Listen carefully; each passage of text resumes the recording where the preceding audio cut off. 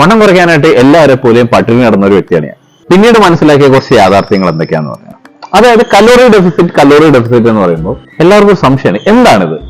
ആർക്കും നോർമലായിട്ട് മനസ്സിലാവും. ഞാൻ പറഞ്ഞുതരാം. ഉദാഹരണത്തിന് നിങ്ങൾ ഇഡ്ഡലി മാത്രം കഴിക്കുന്ന ഒരു വ്യക്തിയാണ് ഇരിക്കട്ടെ. ഒരു നേരം 5 ഇഡ്ഡലി വീതം നിങ്ങൾ അങ്ങനെ 4 നേരമായിട്ട് കഴിക്കുന്നു എന്ന് ഇരിക്കട്ടെ. അത് കഴിക്കുമ്പോൾ നിങ്ങളുടെ വെയിറ്റ് കൂടുന്നുമില്ല, കുറയുന്നുമില്ല. വെയിറ്റിനപ്പോൾ ഒരു മാറ്റവും ഇല്ലെങ്കിൽ നമ്മൾ അതിനെ മെയിൻ്റനൻസ് കലോറി എന്ന് പറയുന്നു. അതായത് നമ്മളുടെ ആ വെയിറ്റ് നിലനിർത്താൻ നമ്മൾക്ക് അത്രയും കലോറിയുടെ ആവശ്യമുണ്ട്. അത് മനസ്സിലായില്ലെങ്കിൽ ICU കിടക്കുന്ന ഒരാൾക്ക് പോലും നമ്മൾ ഗ്ലൂക്കോസ് കൊടുക്കും. കാരണം എന്താ? നിശ്ചിത കലോറിയുടെ ആവശ്യമുണ്ട്. കലോറി എന്നാൽ ഭക്ഷണത്തിൽ നിന്ന് കിട്ടുന്ന ഊർജ്ജം. നേരത്തെ പറഞ്ഞ സിറ്റുവേഷനിലേക്ക് തിരിച്ചു വരാം. 5 ഇഡലി.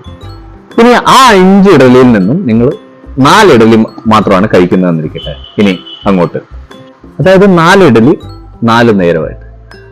അപ്പോൾ നിങ്ങളുടെ ശരീരത്തിന് ആവശ്യമുള്ള 5 ഇഡലിയിൽ നിന്ന് കിട്ടിയിരുന്ന കലോറിയേക്കാൾ കുറച്ചാണ് ഇനി കിട്ടുന്ന കലോറി.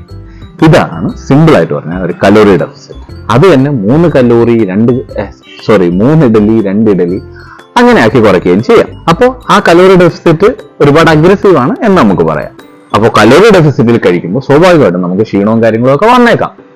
പക്ഷെ നമ്മുടെ ബോഡി കുറച്ച് കഴിയുമ്പോൾ അതിനോട് അഡാപ്റ്റഡ് ആവും. എന്നാൽ ലോങ് ടേമിലേക്ക് വണ്ണം കുറയ്ക്കാനായിട്ട് ഇത് മാത്രം ചെയ്താൽ മതിയോ? അല്ല. നമ്മുടെ ബോഡി അഡാപ്റ്റ് ചെയ്യുന്നതിനനുസരിച്ച് നമ്മൾ നമ്മുടെ ഭക്ഷണം വീണ്ടും വീണ്ടും കുറച്ചുകൊണ്ട് പോകേണ്ടി വരും. അങ്ങനെ വന്ന് വളരെയധികം കുറച്ച് ഭക്ഷണം മാത്രം കഴിച്ച് നമ്മൾ ശീലിക്കേണ്ടി വരും. അവിടെയാണ് നമ്മൾ ഇടയ്ക്ക് റീഫീഡുകളൊക്കെ ഇൻട്രൊഡ്യൂസ് ചെയ്യുന്നത്. അതായത് കുറച്ച് കാലത്തേക്ക് നമ്മൾ ഫുഡ് കൂട്ടി കഴിച്ചിട്ട് പിന്നെ വീണ്ടും നമ്മൾ ഫുഡ് കുറയ്ക്കുക. അപ്പം അങ്ങനെ അത് സൈക്കിൾ ചെയ്യേണ്ടി വരും. അവിടെയാണ് നിങ്ങൾക്കൊരു കോച്ചിന്റെ ആവശ്യം വരുന്നത്. അല്ലാതെ സിമ്പിളായിട്ട് ഇത് നേരെ ഇത്രയും കാര്യം ചെയ്താൽ മാത്രം മതി എന്നതാണ് അതിന്റെ ഉത്തരവെങ്കിൽ തീർച്ചയായിട്ടും ആർക്കായാലും ചെയ്യാവുന്ന കാര്യമുണ്ട്. സോ അതുകൊണ്ടാണ് നമ്മൾ കോച്ചസിന്റെ കീഴിൽ ട്രെയിൻ ചെയ്യാൻ പറയുന്നത്.